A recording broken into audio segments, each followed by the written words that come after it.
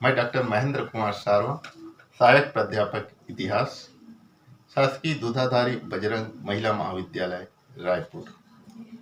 आज मैं आपके बीच डॉक्टर सुन्यास सेन के विषय पर चर्चा करने जा रहा हूं। डॉक्टर सुन्यास सेन चीन के 1911 ईस्वी क्रांति के नेतृत्वकर्ता थे, अगुवान थे, और जिनके नेतृत्व में ही चीन की 1911 ईस्वी की क्रांति हुई। लेकिन डॉक्टर सुन्यास सेन को हमको जानने से पहले, उनके योगदान पर चर्चा करने से पहले, हम चीन के इतिहास के बारे में संक्षिप्त चर्चा कर लेते हैं। प्राचीन काल से चीन सभ्यताओं की जननी रही। यहाँ पर अनेक महत्वपूर्ण सभ्यताओं का अभ्युदय हुआ था और एक समय चीन के साम्राज्य को दैवी साम्राज्य माना जाता था। चीन अपने आप में पूरी दुनिया थी। उसको अन्य क्षेत्रों से, अन्य राष्ट्रों से कोई मतलब नहीं था। कहने का मतलब यह था कि चीन में सारे आवश्यकताओं की चीज उत्पादित होती थी। लेकिन समय बदला। चीन के जो रेशम थे, इसके विश्व बाजारों में खूब मांग थी और इसके कारण चीन आर्थिक दृष्टि से धनाढ्य था। लेकिन कालांतर में हम देखते हैं कि जब यूरोपीय राष्ट्रों ने सामुद्रिक व्यापारिक मार्ग की खोज की, तो इसी में से मार्को पोलो सबसे पहले चीन आया था और चीन की आर्थिक समृद्धता को यूरोप के दरवाजे पर लाकर खड़ा किया। यूरोप के देशों में छटपटाहट होने लगी चीन में किस प्रकार से वह व्यापार करे। लेकिन चीन को इस समय कोई मतलब नहीं था, पहले ही बताया जा चुका है। कालांतर में हम देखते हैं कि रेशम का व्यापार यूरोप के साथ चलता रहा। धीरे धीरे यूरोपीय व्यापारी अब चीन में घुसने का प्रयास करने लगे। वास्को डी गामा ने भारत की जो सामुद्रिक मार्ग की खोज की थी, इसके द्वारा भी पुर्तगाली चीन पहुंचे। इस प्रकार से चीन की बाजार पर कहीं ना कहीं यूरोपीय देशों की बाजार स्थापित होना शुरू हो गया। चीन को सोया हुआ दैत्य भी कहा जाता है। इसका मतलब यह है कि चीन अत्यंत शक्तिशाली था और विश्व राष्ट्र ये भी समझते थे कि चीन को जगाया नहीं जाए। यदि चीन जाग गया तो ऐसी स्थिति में विश्व का अहित ही करेगा। लेकिन कालांतर में हम देखते हैं कि किस प्रकार से यूरोपीय राष्ट्रों और एशियाई राष्ट्र जिसमें जापान ने चीन को किस प्रकार से तहस नहस कर दिया। हमने देखा कि किस प्रकार से चीन अपने आप में पूरी तरह से सक्षम था, लेकिन यूरोपीय व्यापारियों ने अफीम के माध्यम से चीन में प्रवेश किया। चीन के युवा अफीम के आदी हो गए और धीरे धीरे चीन जो एक शक्तिशाली राष्ट्र था, वो कमजोर होता गया और यूरोपीय साम्राज्यवाद उस पर हावी होना शुरू हो गया। एक छोटा सा जापान, मानचित्र में यदि हम जापान को देखें तो एक बहुत छोटा सा राष्ट्र है, लेकिन उन्होंने चीन को पराजित किया था। इसी प्रकार से फ्रांस, इंग्लैंड ने भी चीन को पराजित किया था। दो अफीम युद्ध हमको देखने को मिलता है और इस अफीम युद्ध में किस प्रकार से एक शक्तिशाली चीनी साम्राज्य का पतन हुआ था। इन सब के पीछे विद्वानों का मानना है कि मंचू सरकार की दोषपूर्ण नीति रही। जब से चीन में मंचू राजवंश की स्थापना हुई, उन्होंने पवित्र मिंग साम्राज्य का अंत करके अपने साम्राज्य स्थापित किए। तभी से चीन की बदहाली की शुरुआत माना जाता है। कालांतर में मंचू राजवंश को उखाड़ फेंकने के लिए चीन में कई विद्रोह हमको देखने को मिलता है, चाहे वो ताइपिंग विद्रोह हो, चाहे वो बक्सर विद्रोह हो। आगे चलकर 1911 ईस्वी में चीन की क्रांति हुई थी और इसी चीन की क्रांति में 1911 में ही मंचू राजवंश को उखाड़ फेंका।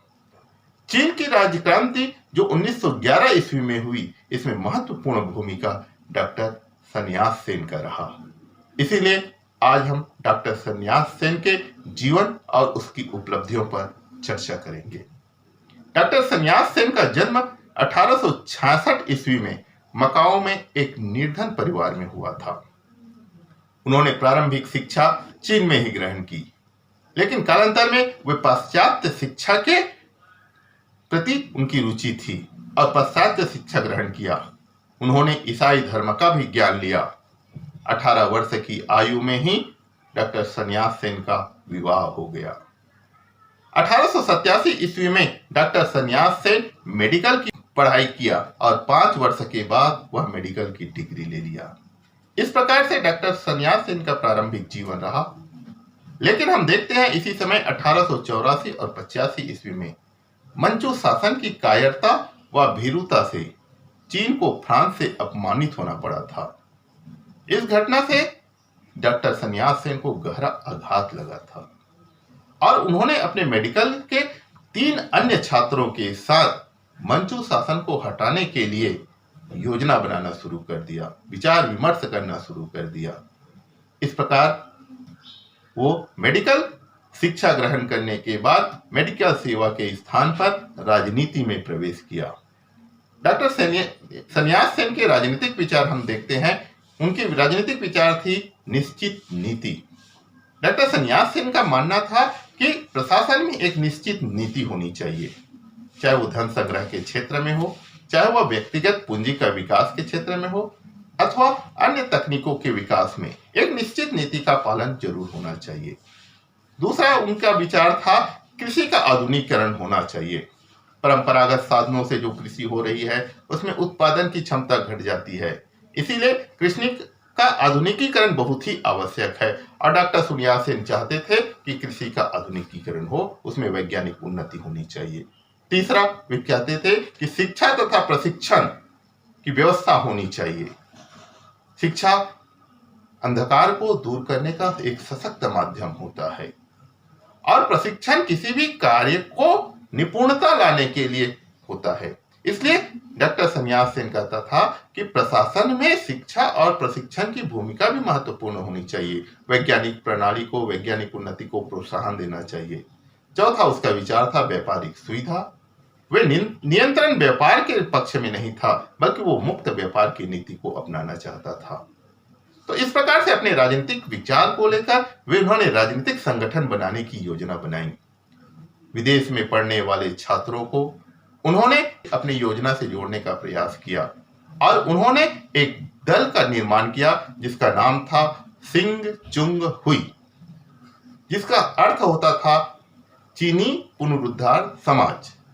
और इस संगठन में उन्होंने विदेश में पढ़ने वाले चीनी युवाओं को संगठित किया। 1884 और 85 ईस्वी में चीन की पराजय फ्रांस से हुई थी। इस घटना ने चीनी युवाओं में बेचैनी बढ़ा दी थी। कालांतर में हम देखते हैं कि हांगकांग में सिंग चुंग हुई के कार्यालय खोला गया और क्रांति सेना का संगठन करना शुरू कर दिया गया। इस क्रांति सेना ने कालांतर में कैंटन पर अधिकार करने की योजना बनाई, क्योंकि कैंटन में वायसराय का निवास स्थान था। योजना लेकिन गुप्त नहीं रही, किसी ने इसका भंडाफोड़ कर दिया, तो कालांतर में ये योजना असफल हो गई। मंचू प्रशासन डॉक्टर सन्यास सेन को बंदी बनाने का आदेश दिया। उनके लिए उनको गिरफ्तारी के लिए पारितोषिक घोषित किया गया, लेकिन डॉक्टर सन्यास सेन अपने मित्रों के साथ, अन्य क्रांतिकारियों के साथ जापान भाग गया। इस प्रकार जापान जाने के बाद कालांतर में डॉक्टर सन्यास सेन यूरोपीय देशों का भ्रमण करता रहा और जब यूरोपीय देशों का भ्रमण किया तो वे समाजवादियों के संपर्क में आए। समाजवादी विचार से वे अवगत हुए। कार्ल मार्क्स के दास कैपिटल को उन्होंने अच्छी तरह से अध्ययन किया। कालांतर में डॉक्टर सन्यास सेन अपने साथियों के साथ चीन वापस आया और चीन वापस आकर याकोहामा को अपना निवास स्थान बनाया। 1910 ईस्वी में बक्सर विद्रोह हुआ था। यह विद्रोह अपने आप में अनूठा था, लेकिन मंचू प्रशासन ने इस विद्रोह को दबा दिया। यह विद्रोह असफल रहा। बक्सर विद्रोह के असफल होते ही डॉक्टर सन्यास सेन के क्रांतिकारी योजना को फलीभूत करने का सुंदर अवसर था। ऐसी स्थिति में डॉक्टर सन्यास सेन और उनके क्रांतिकारी युवाओं ने मंचू प्रशासन के खिलाफ जगह जगह विद्रोह करना शुरू कर दिए और ये विद्रोह कई स्थानों पर सफल भी हुए। लेकिन मंचू प्रशासन इस समय शक्ति में था, उसकी सेना मजबूत थी, इसलिए इन विद्रोहों को दबा दिया गया। फिर भी डॉक्टर सन्यास सेन की जो प्रसिद्धि थी वे पूरे चीन में फैल गई। इस प्रकार हम देखते हैं कि डॉक्टर सेन के प्रारंभिक संगठन सफल तो रहा, लेकिन इस संगठन के द्वारा वे आगे की योजना को क्रियान्वयन नहीं कर पा रहे थे। इसीलिए उन्होंने एक नए संगठन का निर्माण किया जिसका नाम था युड मेड हुई। उन्होंने युड मेड हुई की स्थापना की। 1905 ईस्वी में चीन के हजारों छात्रों ने चीन के 17 महत्वपूर्ण शहरों पर युड मेड हुई की दल की स्थापना की। इस संस्था का, इस दल का महत्वपूर्ण पत्रिका था मिन पाओ और मिन पाओ के द्वारा उन्होंने चीन में मंचू प्रशासन के खिलाफ जन आंदोलन करने का प्रयास किया। मिन पाओ के 1.5 लाख प्रतियां इस समय इस धड़ल्ले से बिकी।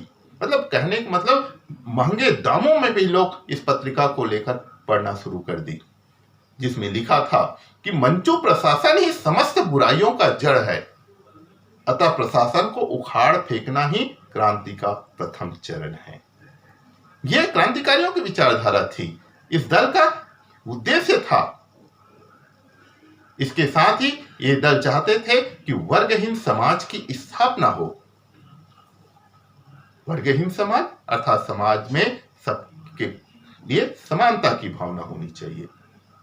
भूमि का राष्ट्रीयकरण होना चाहिए। भूमि पर किसी व्यक्ति सामंती का अधिकार नहीं होना चाहिए, भूमि राष्ट्र का होना चाहिए। संवैधानिक सरकार की स्थापना होनी चाहिए। मंचू प्रशासन राजतंत्र था। राजतंत्र में राजा की इच्छा ही कानून होती थी। लेकिन इस क्रांतिकारियों ने यह कहा कि संवैधानिक सरकार ही चीन का भला कर सकता है, इसलिए चीन में संवैधानिक सरकार की स्थापना होनी चाहिए। और ये सभी जो बातें थी वे चीन के प्राचीन ऐतिहासिक सांस्कृतिक परंपरा के अनुसार ही थी जो बातें कही गई थी। कालांतर में हम देखते हैं कि डॉक्टर सन्यास सेन और उनके दल के अनुयायियों ने क्रांति के 3 सिद्धांत घोषित किए। पहला था राष्ट्रीयता।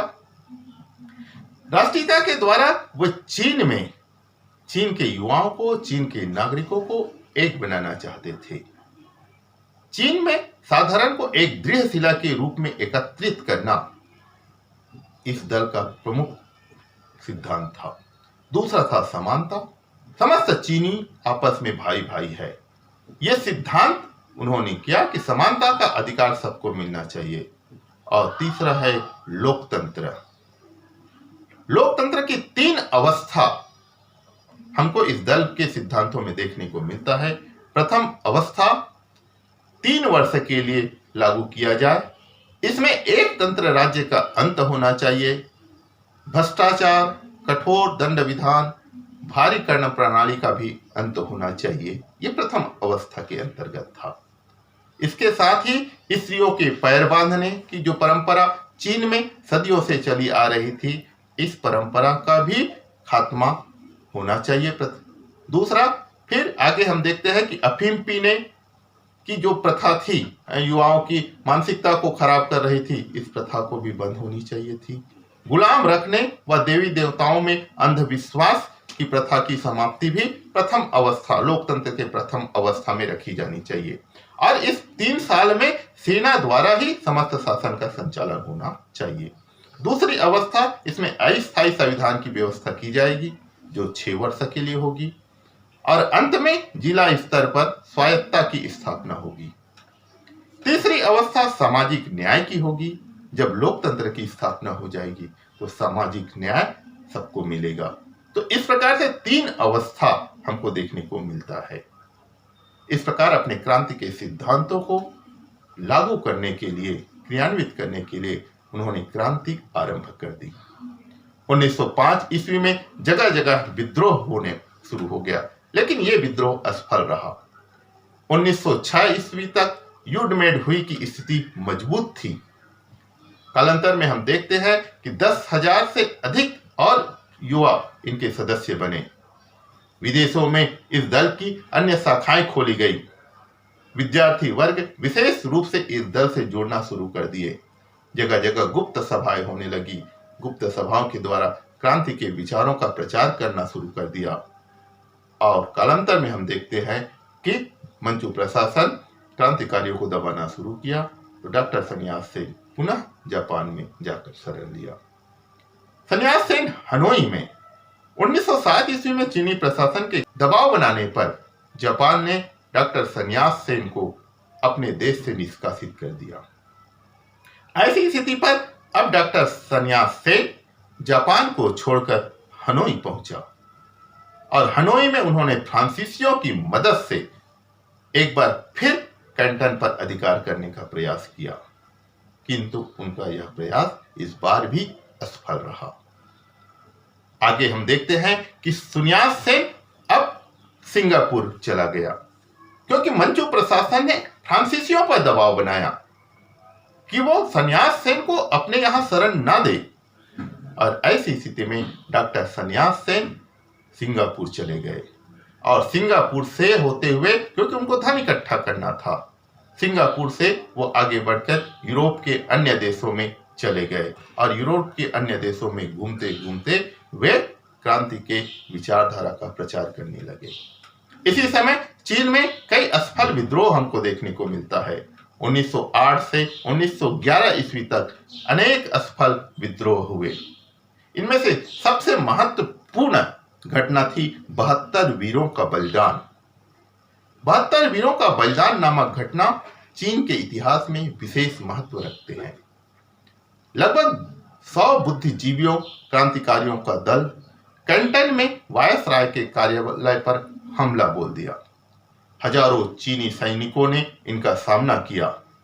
5 घंटे तक दोनों पक्षों के मध्य कशमकश रहा, युद्ध चलता रहा और अंत में क्रांतिकारी, जिनकी संख्या 43 थी, वो इस युद्ध में मारे गए और 29 बंदी बना लिए गए। कालांतर में जो बंदी बनाए गए थे उनको भी मौत के घाट उतार दिया गया। इस प्रकार से 72 क्रांतिकारियों को मौत के घाट उतार दिया गया, जिसे चीन के इतिहास में 72 वीरों के बलिदान के नाम से जाना जाता है। क्रांतिकारी सरकार की स्थिति में धीरे धीरे क्रांति आगे बढ़ती गई। क्रांतिकारियों ने हांगकांग में वायसराय के कार्यालय पर पुनः आक्रमण कर दिया और इस बार मंचू प्रशासन की सेना हांगकांग में वायसराय के कार्यालय की रक्षा करने में असमर्थ रहा, सफल नहीं हो पाया। हाँ, इसी समय हांगकांग में हुपे की भी विधानसभा चल रहा था, जिसने क्रांतिकारियों का समर्थन किया। तो क्रांतिकारी वायसराय के कार्यालय पर अधिकार कर लिए थे। इसी प्रकार से एक प्रकार से विधानसभा ने भी क्रांतिकारियों की कार्य को अमली जामा पहना दिया, उसको स्वीकृति प्रदान किया।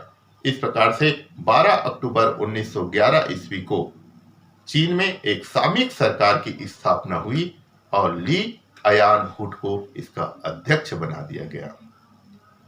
क्रांतिकारी सरकार का प्रसार हांगकांग की घटना ने संपूर्ण चीन में क्रांति की ज्वाला को झोंक दिया। क्रांति की ज्वाला धधकने लगी। अब विद्रोहियों ने कैंटन में मंचू सेनापति पर आक्रमण किया और उसकी हत्या कर दी। साथ ही साथ इसी समय हु हाओ मिन के नेतृत्व में संवैधानिक सरकार की स्थापना कर दी गई। अब देखते हैं कि क्रांतिकारी अपने उद्देश्य में सफल हो रहे हैं। चीनी प्रशासन, चीनी सेना असफल हो रही है। इसीलिए अब क्रांतिकारियों और प्रशासन के मध्य संधि वार्ता प्रारंभ हुई थी और संधि वार्ता के द्वारा अब चीनी प्रशासन किसी भी प्रकार से क्रांति को रोकने का प्रयास किया। क्रांतिकारी सरकार का अध्यक्ष सन्यास सेन क्रांतिकारियों में अपनी निष्पक्ष स्थिति को सुदृढ़ किया, क्योंकि दल में कई संगठन थे, कई विचारधारा थी और इन विचारधाराओं में डॉक्टर सन्यास सेन ही एक ऐसा व्यक्तित्व था, एक ऐसा व्यक्ति था जो सबके प्रति निष्पक्ष था। तो ऐसी स्थिति में डॉक्टर सन्यास सेन को भी क्रांतिकारी सरकार का अध्यक्ष चुना गया। 29 दिसंबर को इसे क्रांतिकारी प्रशासन का अध्यक्ष निर्वाचित किया गया और 1 जनवरी सन 1912 ईस्वी को डॉक्टर सन्यास सेन ने अपने पद की शपथ ग्रहण की। इस प्रकार से हम देखते हैं कि डॉक्टर सन्यास सेन के विशेष प्रयासों से चीन की क्रांति अपने आप में सफल होते हुए दिख रही थी। गणतंत्र की स्थापना, मंचू सरकार और क्रांतिकारियों के मध्य जो चल रही वार्ता थी, संकट स्थिति निर्मित हो रही थी, वो असफल होने जा रही थी और इसी समय डॉक्टर सन्यास सेन ने इस अवसर का लाभ उठाया और बड़ी असीम धैर्य और त्याग का परिचय दिया। उन्होंने युआन सरखाई से कहा, यदि मंचू सम्राट राजगद्दी त्याग दे, वह युआन सरखाई गणतंत्र में विश्वास करे, तो वो स्वयं अपने पद से त्याग पत्र दे देंगे और युआन सरखाई को क्रांतिकारी परिषद का अध्यक्ष बनाने हेतु प्रार्थना करेंगे। कि देखिए किस प्रकार से डॉक्टर सन्यास सेन अपने त्याग के द्वारा वो चीनी गणतंत्र की स्थापना करना चाहते थे। सन्यास सेन अपने असीम धैर्य और त्याग के द्वारा चीन की जो क्रांति थी उसको सफलीभूत किया। चीन में गणतंत्र की स्थापना के लिए उन्होंने अपना सर्वस्व न्यौछावर कर दिया। आज जो पद के लोलुप हो जाते हैं, पद पाने के लिए एन केन प्रकार कार्य करते हैं, हम डॉक्टर सन्यास सेन को देखते हैं कि वो चीनी गणतंत्र के अध्यक्ष पद से अपना इस्तीफा दे दिया, अपना पद का त्याग कर दिया। कालांतर में हम देखते हैं कि किस प्रकार से 12 फरवरी 1912 को मंचू सम्राट ने गद्दी का परित्याग कर दिया तथा युआन सरखाई को शासन की व्यवस्था सौंप दी गई। इस प्रकार से 17वीं शताब्दी से चली आ रही मंचू प्रशासन की समाप्ति हो गई, जिसका प्रशासन भ्रष्टाचारों से लिप्त था। ऐसे प्रशासन का समाप्ति वास्तव में चीनी लोगों के लिए प्रसन्नता का विषय था। इस प्रकार से हम देखते हैं कि मंचू प्रशासन की समाप्ति और चीन में गणतंत्र की स्थापना हो गई। 13 फरवरी को डॉक्टर सन्यास सेन अध्यक्ष पद से त्यागपत्र दे दिया और 14 फरवरी को युआन सरखाई को अध्यक्ष चुन लिया गया। इस प्रकार से चीन में चीनी गणतंत्र की स्थापना हो गई। चीनी गणतंत्र में हम देखते हैं कि जनसाधारण में प्रभुसत्ता मानी गई, अर्थात प्रभुसत्ता कहाँ निवास करेगी? जनसाधारण में, क्योंकि गणतंत्र है और आप सबको पता है कि गणतंत्र किसको कहते हैं? जनता का शासन। लोकतंत्र जनता के द्वारा चुने हुए प्रतिनिधियों के द्वारा जो शासन संचालित होती है, ये लोकतंत्र और गणतंत्र होता है। दूसरा, सरकार द्वारा प्रभु इच्छा की अभिव्यक्ति हुई। तीसरा, हम देखते हैं मंत्रियों का महत्व। अध्यक्ष के आदेश पर मंत्रियों के हस्ताक्षर आवश्यक होंगे। इसका मतलब सीधा है कि अध्यक्ष निरंकुश नहीं हो सकता, उन्हें मंत्रियों के परामर्श से ही कार्य करना होगा। चौथा, उत्तरदायित्व। विधानसभा के प्रति मंत्रिमंडल उत्तरदायित्व होगा। बिना उत्तरदायित्व के चीन की गणतंत्र सफल नहीं हो सकती। इस प्रकार से हम देखते हैं कि 17वीं शताब्दी से चली आ रही मंचू प्रशासन, जो पूरी तरह से चीन में अलोकप्रिय हो गई थी और अपने सत्ता और शक्ति के बल पर वो चीन में होने वाले विद्रोहों को कुचल रही थी। कालांतर में 1911 ईस्वी की क्रांति के ज्वाला में मंचू प्रशासन धधक गया, जल गया और जब कालांतर में उसे अपना पद त्याग करना पड़ा और चीन में चीनी गणतंत्र की स्थापना हुई। इन सब के पीछे डॉक्टर सेन का व्यक्तित्व, उनके द्वारा किए गए कार्य महत्वपूर्ण है।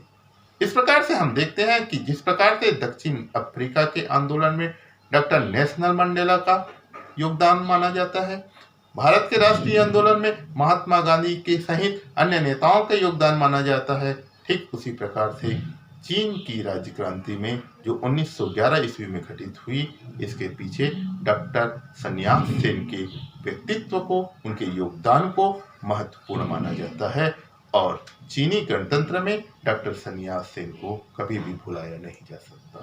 धन्यवाद।